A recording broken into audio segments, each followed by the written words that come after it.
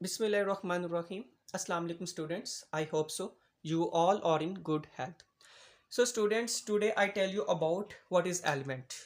हम आज के जो हमारे डिस्कशन का टॉपिक है वो एलिमेंट है. अब हम देखेंगे कि एलिमेंट होता क्या है, उसकी डेफिनेशन क्या है, उसकी हिस्ट्री क्या है, कि पहले कितने एलिमेंट्स थे और अब कितने एलिमेंट्स हैं, और इसके अलावा स्टेट, उसकी फिजिकल स्टेट क्या है, लिक्विड के अंदर कौन से एलिमेंट आ जाते हैं, सॉलिड के अंदर, गैस के अंदर कौन कौन से एलिमेंट आ जाते हैं, और हम फर्दर इसके टाइप्स को डिस्कस करेंगे कि जो एलिमेंट हैं उनकी कितनी टाइप्स आ जाती हैं. सो हम अपने जो आज का लेक्चर है वो एलिमेंट की डेफिनेशन से स्टार्ट करते हैं कि एलिमेंट हम कहते किसे हैं. ओके, एलिमेंट की डेफिनेशन. हम एलिमेंट कहते किसे हैं? एक ऐसा सब्सटेंस जो कि सेम टाइप ऑफ एटम, जिसके अंदर जो नंबर ऑफ एटम्स है वो सेम हो और उनका एटॉमिक नंबर बिल्कुल सेम हो, और वो हम उसको डिकम्पोज, उसको ब्रेक ना कर सकते हो केमिकल मीन्स के थ्रू, कि केमिकली के थ्रू, केमिकल रिएक्शंस के थ्रू हम अपने सब्सटेंस को मज़ीद ब्रेक ना कर सकते हो और उसका एटॉमिक नंबर सेम हो, वो आपके पास एलिमेंट कहलाता है. अब हम बात करते हैं कि एटॉमिक नंबर हम कहते किसे हैं. अब ये हमारे पास है जी, एक एटम है, इसके दरमियान में क्या होता है जी, न्यूक्लियस, और इलेक्ट्रॉन इसके इर्द गिर्द रिवॉल्व कर रहे होते हैं.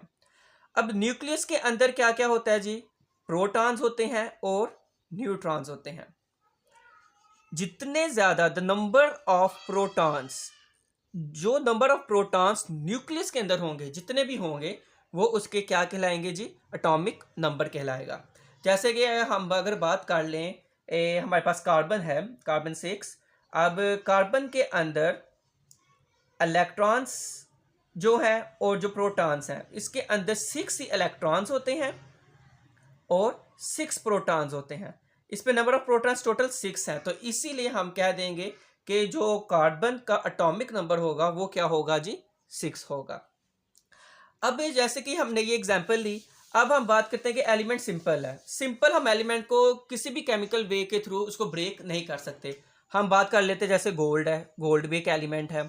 अब एलिमेंट के आप जितने मर्जी पार्ट्स कर दें, लेकिन वो गोल्ड का गोल्ड ही रहेगा, वो गोल्ड से कुछ और नहीं बनेगा. सो इसलिए कहा जाता है कि एलिमेंट हम उस सब्सटेंस को कहते हैं जिनके अंदर सेम टाइप ऑफ एटम और उनका एटॉमिक नंबर बिल्कुल सेम हो, और वो केमिकल मीन्स के थ्रू या केमिकल रिएक्शंस के थ्रू डिकम्पोज, ब्रेक ना हो सकता हो, तो उसको हम एलिमेंट कह देंगे.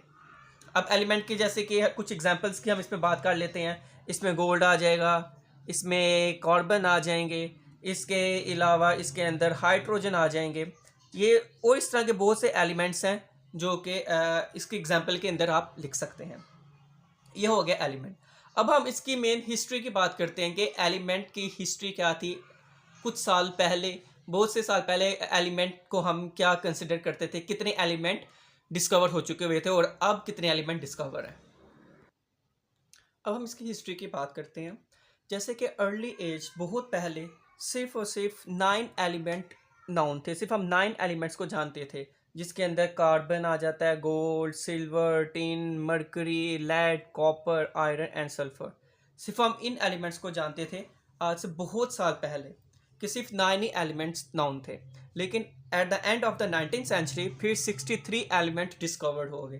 पहले 9 थे, फिर 19th सेंचुरी के एंड पे टोटल 63 एलिमेंट डिस्कवर हुए, और अब 118 एलिमेंट डिस्कवर हैं, जिसमें से 92 एलिमेंट नेचर अक्रिंग है. इससे मुराद ये है कि जो 92 एलिमेंट्स हैं वो कुदरत में पाए जा रहे हैं, नेचर कुदरती तौर पे वो मौजूद हैं, और जो बाकी एलिमेंट्स हैं वो रेडियो एक्टिव एलिमेंट्स हैं. जो रिमेनिंग एलिमेंट्स हैं वो क्या है, रेडियो एक्टिव. वो रेडियो एक्टिव हम उसे कहते हैं ऐसे एलिमेंट्स जो कि ऑटोमेटिकली रेडिएशंस इमिट करते हैं और अपने आप को किसी दूसरे एलिमेंट के अंदर डिफॉर्म कर देते हैं.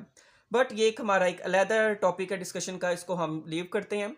हमारी जो मेन डिस्कशन पॉइंट है एलिमेंट की हिस्ट्री के, पहले थी टोटल 9 एलिमेंट्स, और at the end of the 19th century total 63 elements, और अब जो है वो 118 एलिमेंट्स है, जिसमें से 92 नेचुरल अक्रिंग एलिमेंट्स हैं. नेचर के अंदर जो एलिमेंट हैं वो दो तरह से एग्जिस्ट करते हैं. एक तो फ्री स्टेट के अंदर एग्जिस्ट करते हैं और दूसरे कंबाइंड फॉर्म के अंदर एग्जिस्ट करते हैं. फ्री स्टेट से क्या मुराद है कि उसके साथ कोई और दूसरा एलिमेंट ज्वाइन नहीं होगा। जैसे अगर हम बात कर लेते हैं गोल्ड की, अब ये जो गोल्ड है ये हमारा फ्री स्टेट के अंदर एग्जिस्ट कर रहा होता है। जो सिल्वर है, प्लाटिनम है, ये तमाम की चीज़ें जो हैं ये फ्री एग्जिस्ट करती हैं, इसके साथ कोई भी इम्प्योरिटीज़ वगैरह अटैच नहीं होती, या ये किसी कंबाइंड फॉर्म में एग्जिस्ट नहीं करते, ये स्टेबल एलिमेंट्स होते हैं। और जो कंबाइंड फॉर्म की अगर हम बात कर ले तो हम आयरन की बात कर लेते हैं, फेरस की। ये जो है ये हमारे कंबाइंड फॉर्म में एग्जिस्ट करता है। जैसा कि हमारे पास एक और होती है जिसको हम कहते हैं जी हेमाटाइट। अब उसके अंदर ये इस फॉर्म में आयरन एग्जिस्ट कर रहा होता है। अब इस हेमाटाइट ओर में से हम क्या करते हैं जी, आयरन को सेपरेट आउट करते हैं। अब अगर हम इस एग्जांपल में देखें तो हमारे पास आयरन भी है और ऑक्सीजन भी है, तो इसलिए हम इसको कह देते हैं कंबाइंड फॉर्म। जो एलिमेंट है वो दो फॉर्म में एग्जिस्ट करेंगे, free state just like gold and silver, and combined form just like ये जैसे हेमाटाइट है, और इसमें से अगर हम आयरन को एक्सट्रैक्ट आउट कर लें तो ये हमारे पास एक कंबाइंड फॉर्म होगी।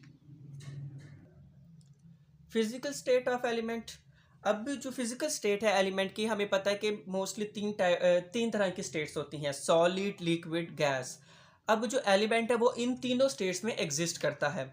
अगर हम बात करते हैं सॉलिड की, कि अब जस्ट लाइक गोल्ड, कॉपर, ये एक ऐसे एलिमेंट्स हैं जो कि सॉलिड फॉर्म में होते हैं। अगर हम देख लें गोल्ड हमारे एक एग्जाम्पल है जिसको हम इजीली, मोस्टली हर घर में गोल्ड मौजूद होता है, अगर हम उसमें आप देखेंगे तो वो सॉलिड फॉर्म में ही होता है। कॉपर की वायरिंग की जाती है तो वो भी आपकी सॉलिड फॉर्म के अंदर होती है।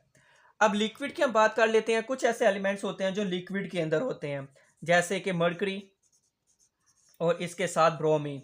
ये क्या होते हैं जी, लिक्विड फॉर्म में होते हैं। अब मर्करी जो थर्मामीटर है उसके अंदर प्रेजेंट होता है, और वो हमें एक विस्कस मटेरियल ही है जो कि एक लिक्विड फॉर्म में ही है। तो इसी तरीके से ब्रोमीन भी लिक्विड फाई होता है, वो भी लिक्विड फॉर्म में एग्जिस्ट कर रहा होता है। और हम गैस की बात करें तो हमारे पास जो नाइट्रोजन आ जाती है, हाइड्रोजन आ जाती है, ऑक्सीजन आ जाती है, ये तमाम की तमाम गैसें हमारी एलिमेंट्स गैस फॉर्म में एग्जिस्ट कर रहे होते हैं। इससे हमें पता चला कि जो एलिमेंट्स है वो उसकी तीन फिजिकल स्टेट्स हैं, सॉलिड, लिक्विड, गैस। और कुछ एलिमेंट्स सॉलिडिफाई भी होंगे, सॉलिड फॉर्म में होंगे, कुछ लिक्विड फॉर्म में और कुछ गैशियस फॉर्म में होंगे। Types of element. एलिमेंट की अकॉर्डिंग टू देयर प्रॉपर्टीज तीन किस्म की टाइप्स होती हैं, metals, non metals and metalloids. अब मेटल्स हम कहते किसे हैं, ऐसे सब्सटेंस जो गुड कंडक्टर ऑफ हीट हो, good conductor of heat and electricity, good conductor of heat और इलेक्ट्रिसिटी हो, और इजीली अपने इलेक्ट्रॉन को लूज कर दे, easily lose their valence electron, तो उनको हम क्या कह देते हैं जी, मेटल्स कह देते हैं। मेटल्स क्या होंगे कि ऐसे सब्सटेंस जो गुड कंडक्टर ऑफ हीट और इलेक्ट्रिसिटी हो, जिनमें से अच्छे तरीके से इलेक्ट्रिसिटी और हीट पास आउट हो जाए, और जो अपने इलेक्ट्रॉन को, जो शेल के आउटर मोस्ट में जो इलेक्ट्रॉन प्रेजेंट होता है वो इजीली लूज कर दे, तो उसको हम क्या कह देते हैं, मेटल्स कह देते हैं। इसके अंदर हम एग्जांपल ले लेते हैं जी सोडियम की। अब जैसे सोडियम है, सोडियम जब रिएक्ट करेगा तो ये अपना आउटर मोस्ट इलेक्ट्रॉन क्या कर देगा, लूज कर देगा, और उसके ऊपर पॉजिटिव चार्ज आ जाएगा। ये सोडियम की एग्जांपल हो जाएगी, और इसको हम क्या कह देंगे, ये क्या है, मेटल। और अगर हम अब नॉन मेटल्स की बात करते हैं तो नॉन मेटल्स क्या है, सिंपल ऐसे सब्सटेंस जो कि bad conductor of heat and electricity हो, और जो कि इलेक्ट्रॉन को क्या करें, गेन द इलेक्ट्रॉन, जो क्या करें, इलेक्ट्रॉन को सिंपल गेन करें, तो उसको हम क्या कह देंगे जी, ये क्या है, नॉन मेटल्स हैं। और उसके अंदर हम एग्जांपल ले लेते हैं कि क्लोरीन की। जैसे क्लोरीन है, अब क्लोरीन है, जब ये इलेक्ट्रॉन को गेन करेगा तो ये क्लोराइड आयन के अंदर कन्वर्ट हो जाएगा, तो इसको हम क्या कह देते हैं, ये क्या है, non metals. So non metals ऐसे substance, those substance which are bad conductor of heat and electricity and they can gain the electron are called non metals. और इसके अंदर आ जाएगी जी क्लोरीन, एग्जाम्पल आ जाएगी। अब हम मेटलॉइड्स की बात करते हैं। हमने मेटल्स और नॉन मेटल्स को देख लिया। मेटल हमने कहा गुड कंडक्टर, नॉन मेटल हमने कहा बैड कंडक्टर, और मेटल्स को हमने कहा इजीली लूज देयर इलेक्ट्रॉन, और नॉन मेटल्स को हमने कहा दे गेन इलेक्ट्रॉन्स। अब मेटलॉइड्स होते क्या हैं? ऐसे substance, the substance which behave as metal as well as non metal, कि ऐसे सब्सटेंस जो मेटल और नॉन मेटल दोनों की तरह बिहेव करें तो उसको हम क्या कह देते हैं? ये क्या है जी? मेटलॉइड्स हैं। फॉर एग्जांपल इसके अंदर हम ले लेते हैं जी सिलिकॉन की एग्जांपल ले लेते हैं। अब जो सिलिकॉन है ये मोस्टली हमारी कंप्यूटर चिप्स के अंदर यूज़ हो रहा होता है। जब इसको इलेक्ट्रिसिटी सप्लाई की जाती है तो ये एज अ कंडक्टर एक्ट करता है, और जब इसमें से इलेक्ट्रिसिटी पास आउट नहीं हो रही होती तो ये एज अ इंसुलेटर एक्ट कर रहा होता है। सो सिलिकॉन हमारा क्या होगा जी? मेटलाइट हो जाएगा। सो अब हमने इसमें डिस्कशन कर ली कि मेटल्स, नॉन मेटल्स और मेटलाइट्स है क्या। मेटल्स ऐसे सब्सटेंस जो इलेक्ट्रॉन इजीली लूज कर दें, नॉन मेटल्स जो इलेक्ट्रॉन गेन कर दें, और मेटलाइट्स जिनकी प्रॉपर्टीज, जिनका बिहेवियर मेटल और नॉन मेटल दोनों जैसा होता है, इसको हम मेटलाइट्स कह देते हैं। तो थैंक यू।